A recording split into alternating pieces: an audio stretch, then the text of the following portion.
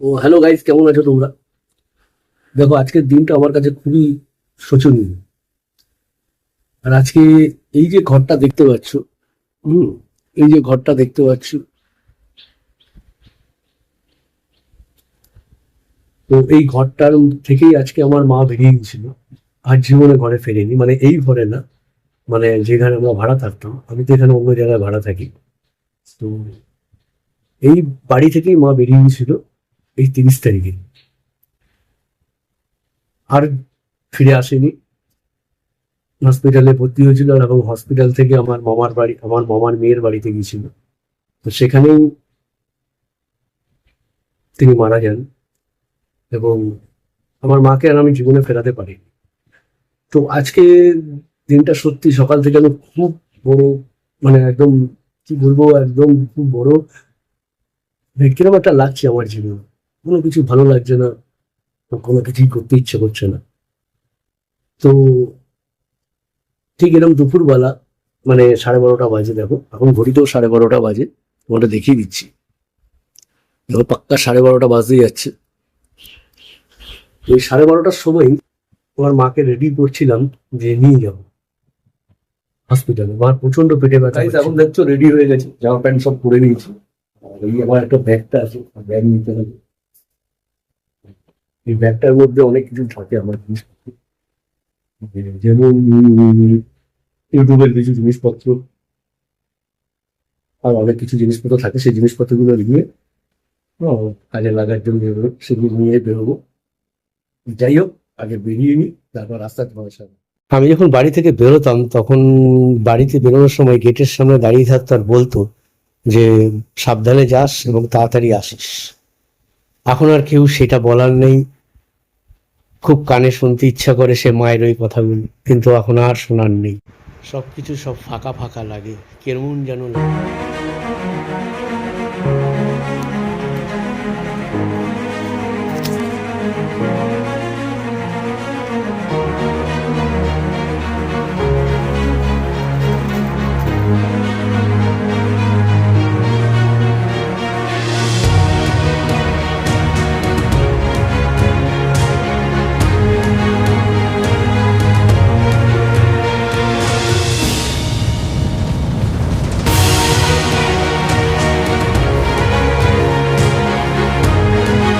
এখন যাচ্ছি সেই যে উদ্দেশ্যে, বাড়ি থেকে বেরিয়ে গেছি অলরেডি। তো বাড়ি থেকে বেরিয়ে এখন পাড়ার ভেতর দিয়ে হেঁটে হেঁটে যাচ্ছি। পাড়ার ভেতর দিয়ে হেঁটে হেঁটে যেয়ে তারপর বড় রাস্তায় যাবো। বড় রাস্তায় গিয়ে সেখান থেকে আবার ট্রেন ধরতে হবে। ট্রেন ধরে তারপর আবার হোটেলে যাবো। তো যাই।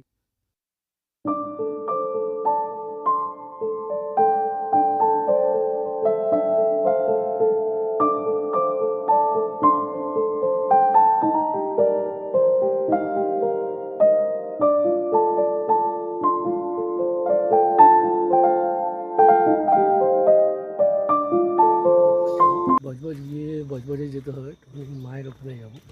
তো মায়ের ওখানে কি মা কি উনি মার কাছে একটু দেখা করে আসি, মনটা খুবই খারাপ লাগছে। তো যাই হোক, যাই। ফাইনালি হোটেলে এসেছি, হোটেলে ভাত খাবো ওখানে। তো মাসিকে বলেছি, মাসি ভাত দিচ্ছে, খাবে নাও। তো মাসি এখন ভাত দিচ্ছে।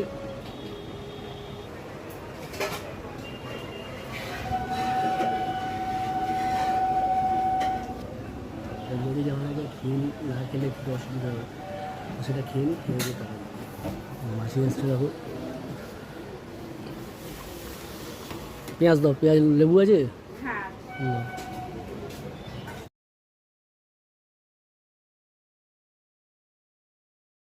তো এখন ট্রেনে উঠে গেছি। তো ট্রেনে উঠে সব অফিস প্যাসেঞ্জাররা সবাই নিজের গন্তব্য, মানে কাজের জায়গায় যাচ্ছেন। তো আমি কোনো মতো একটা সিট পেয়ে গেছি, ভাগ্য খুব ভালো, একদম জানলার ধারে। তো জানলার ধারে উপভোগ করতে করতে যাচ্ছে, আর এরা তো ঘুমিয়েই পড়েছে। সরকারি চাকরিদের যা অবস্থা হয়, শুধু ঘুম ছাড়া এরা কিছুই জানে না। তো যাই হোক, তো জানলার বাইরে দিয়ে যখন এই প্রকৃতিকে দেখছিলাম, আমার কী আনন্দ যে হচ্ছিল। আর এই সবুজ সবুজ যে গাছগুলো যে এত সুন্দর লাগছিল, তা বলার মতন নেই। তো যাই হোক, এরকম করেই আস্তে আস্তে ট্রেনে করে শিয়ালদার দিকে উদ্দেশ্যে রওনা দিচ্ছি। তো শিয়ালদায় গিয়ে আর এত সুন্দর পরিবেশের মধ্যে এই গ্রাম ছেড়ে শহরে যেতেই ইচ্ছে করে না। কেননা একটা গ্রামের পরিবেশ কিন্তু একটা অন্যরকম ট্রেন ফাঁকা হয়ে গেছিলো, তা সেই কারণে আবার অন্য দিকে গিয়ে বাইরের জিনিসগুলোকে খুব দেখছিলাম এবং ক্যামেরা বন্দি করছিলাম। তা তোমাদের তো ফাইনালি গাইজ এখন ট্রেন থেকে নেমে শিয়ালদায় ঢুকে গেছে, আর এখানে ট্রেন থেকে নামবো, অলরেডি স্টেশনে ঢুকে গেছে ট্রেন, আর জানি না এটা আবার কোথায় যাবে। তো এখন আমাকে আবার বজবজ ধরতে হবে, তো চলো বজবজ করে ধরি। বজবজে যাবো, বালিগঞ্জে নামতে পারতাম কিন্তু বালিগঞ্জে নামলে হবে না, বালিগঞ্জে নামলে আমাকে আবার সেই ভিড় ট্রেনে উঠতে হবে। শিয়ালদায় এই জন্যই নামলাম শিয়ালদায় নেমে, তাহলে ওখান থেকে আবার বসে ট্রেনে যেতে পারবো। তাই জন্য শিয়ালদায় নেমেছি, এখন শিয়ালদা থেকে বজবজ লোকাল ধরতে হবে, কখন আছে জানি না, দেখি। তো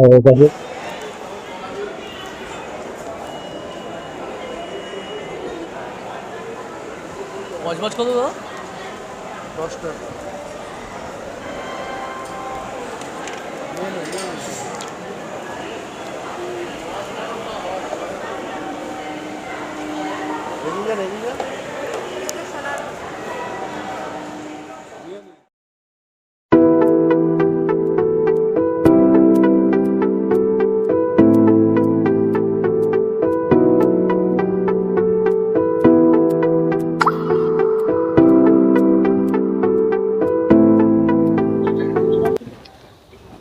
দেখতে পাচ্ছি আমি এখন লুঙ্গিতে বসে আছি।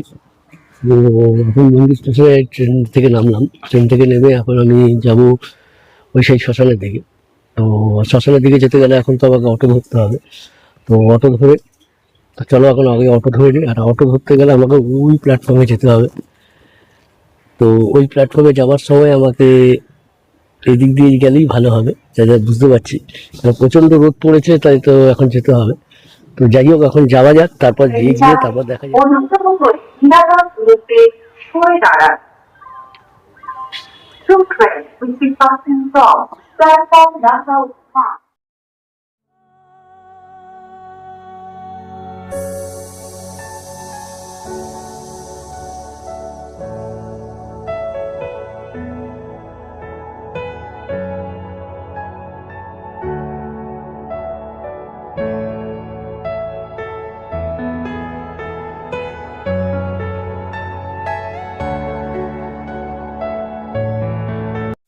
আর এইখানেই আমার মাকে আমি শেষ বিদায় দিয়েছিলাম, আমার মাও আমাকে শেষ বিদায় দিয়েছিল এই শ্মশান ঘাটে। এই জীবন কবে যে শেষ হবে, সে হিসাব কে রাখে বলবে কে, কার চিতা কে সাজায় এখানে, কে জানে কার আগে জ্বলবে কে। তো এখানে বসেছিলাম দাদার সাথে, তো দাদার সাথে অনেকগুলো কথা হচ্ছিল জীবনের। দাদারও মানসিক অবস্থা ভালো না, তো দাদার সাথে এই কথা বলতে বলতে আমার মাইক্রোফোনটা নিয়েছিলাম, কিন্তু ওপাশের যে সুইচটা অন করতে হবে সেটা আমি করতে ভুলে গেছি, কেননা মানসিক টেনশনে যেমনি ছিলাম তাই জন্য ভুলে গেছি। তাই পরে ভয়েস ওভার দিচ্ছিলাম। তো দাদার সাথে কথা বলা, দাদার কথাগুলো তো আর নিতে পারবো না, তাই দাদার সাথে আর আমার যা কথা হয়েছিল সেই। তো আমার মা যে ফ্ল্যাটটা দেখতে পাচ্ছি, ফ্ল্যাটের পিছনে যে চুল্লিটা আছে, ইলেকট্রিক চুল্লি, এইখানে উনি আমার মাকে আমি শেষ বিদায় দিয়েছিলাম। আর এইখানে এসেই আমি বজবজে, মানে বাটানগর ঘাট এটাকে বলা হয়, এই বাটানগর ঘাটে এসেই আমি এখানে বসি। যতক্ষণ মন ভালো না হয় ততক্ষণ আমি এখান থেকে উঠি না, কেননা এই জায়গাটা আমার খুব ভালো লাগে। কেন এখানে আসলে আমার মনে হয় আমি মার সাথে আছি। আর যত কষ্ট হোক না কেন, এইখানে এলে আমি মায়ের সাথে কথা বলতে পারি, তাই জন্য আমার আমার ভালো লাগে। মা যেন আমার পাশে থাকে, মনে হয় আমার মা আমার পাশে আছে, এটাই মনে হয়। তো দাদাও এরকম একটা কথা বলছিল, দাদার অনুভূতির কথা, মানে দাদার যে বেশ মারা গেছিল, যে সেই কথাটা দাদা বলছিল। তো দাদারও একই অনুভূতি হয়, এখানে গঙ্গার ঘাটে এই ঘাটটা এসে বসলে মনে হয় দাদার সাথে পাশে কেউ কথা বলছে, মন খারাপ হলে। ঠিক আমার অনুভূতিটাও তেমনি হয়েছিল, তাই তোমাদের সাথে শেয়ার করলাম।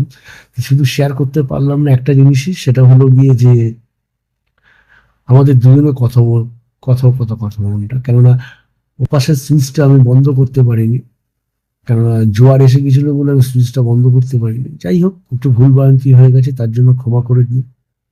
তো কি আর বলবো বলো, এই হচ্ছে। তো চলো, সেই তো অনেক রাত্রে বাড়ি এসেছি। তো এখন প্রায় 11টা বাজে। তো দেখে নাও, 11টা বাজে এখন, ঠিক আছে। ওই 11টার সময় রান্না করতে একদম ইচ্ছা করছে, সত্যি বলো, একদম রান্না করতে ইচ্ছা করছে না। তো আর বাইরে যেতেও খেতে ইচ্ছে করছে না, কেননা বাড়িতে যে হাত পা ধুলাম, হাত পা ধুয়ে তোমরা দেখতে পাচ্ছ আমার সব ইউটিউবের দুনিয়ার সেটিংস আছে, ঠিক আছে।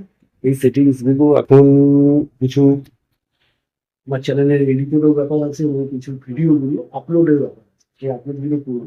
তো আর সময় নেই, কালকে আমার ভিডিও ছাড়তে হবে, কেননা আমি একটা নতুন আবার চ্যালেঞ্জ নিয়েছি। 8/6/2026 থেকে 7/7/2026 পর্যন্ত আমি কন্টিনিউ ব্লগিংটা ছাড়ব, দেখি কি হয়।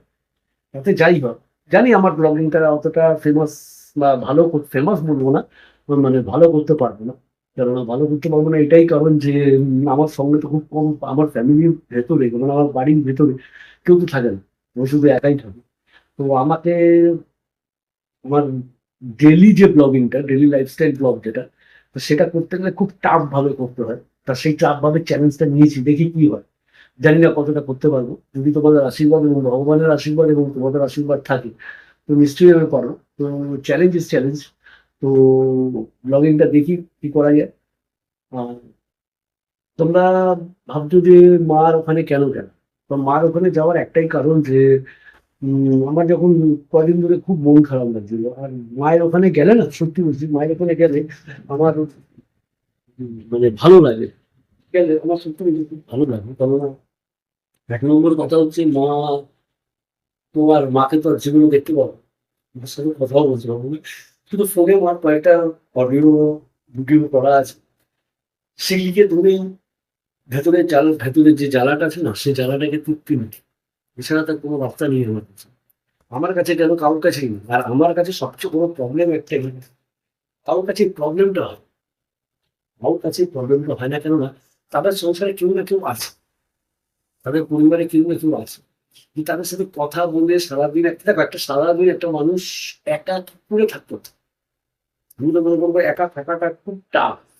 লোকে বলে যে জীবনে একা থাকা সবচেয়ে ভালো, যে নিজের মন মর্জিতে চলা যায়, কিন্তু আমি বলবো, এবং তোমরাও উপলব্ধি করবে একটা সময় এসে, যে বয়সের ফ্যাক্ট, যে সময় একজন মানুষকে তো প্রয়োজন হয়, সেই মানুষটার কথা বলছেন, প্রেমিক বা ওয়াইফ, হাজবেন্ড এন্ড ওয়াইফ, যেটা বলুন, যে কোনো একটা মানুষ, কোনো বন্ধুরাও কিন্তু একটা মানুষের প্রয়োজন হয়। তো যদি বলে আমি সারা জীবন একলাই থাকবো, তো সেটা আমি মনে করি না, হয় না, খুব টাফ। সে হয়তো খুব ফাটবে কিন্তু বলতে পারবে না, মানে যে তার প্রয়োজন, তার বুক ফেটে যাবে কিন্তু সে প্রকাশ করতে পারবে না। সেই কারণেই আমার ব্লগিংটা অত কিছু ভালো হবে না জানি, তবুও চেষ্টা করবো। আর আমি একা থাকি, তোমরা তো জানো, আমার খুব খুব খুব কষ্ট হয়। তোমাদের আমি কি করে বোঝাবো, সে আমি নিজেও বুঝতে পারছি না যে তোমাদের কি করে বোঝাবো। তো যাই হোক, আজকে মায়ের ওখানে গেছিলাম, মার